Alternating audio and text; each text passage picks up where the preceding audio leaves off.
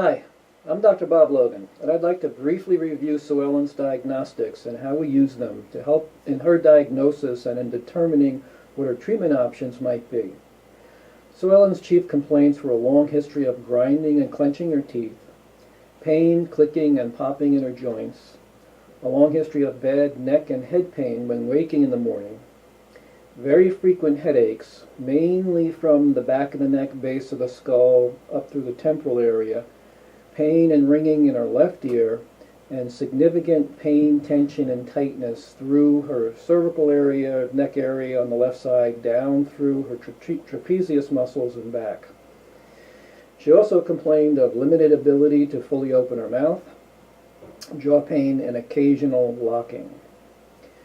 We use the K7 jaw tracking device to very accurately trace what happens when SueEllen opens and closes her mouth.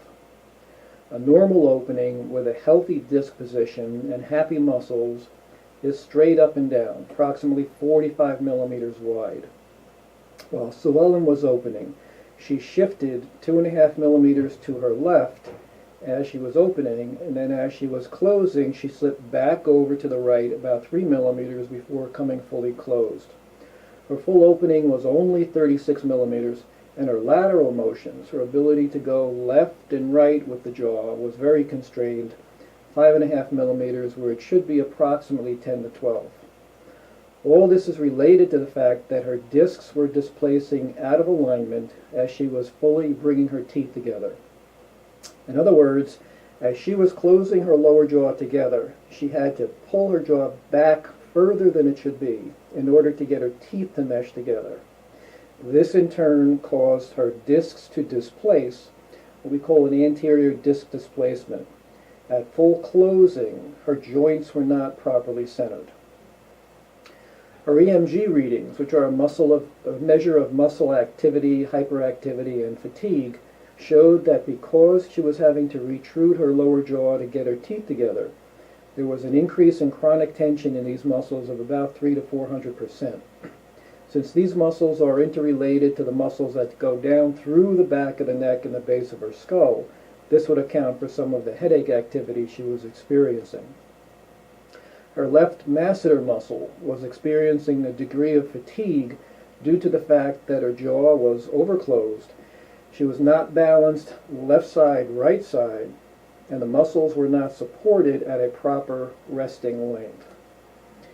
SueEllen's ICAT, which is a digital cone beam CT scan that shows the relationship of the joints in 3 dimensions, revealed that her lower jaw was in fact retruded and her temporomandibular joint was compressed, which did not allow for proper disc placement. Using an ultra-low frequency TENS device, which gently pulses the muscles that are responsible for the posturing of the lower jaw, we are able to relax the muscles and allow the joint to decompress.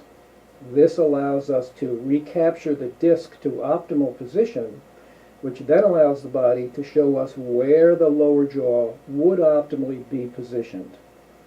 We then take a bite at this relationship, at this relaxed, decompressed position, to help determine where SueEllen's teeth would come together if her entire system was relaxed.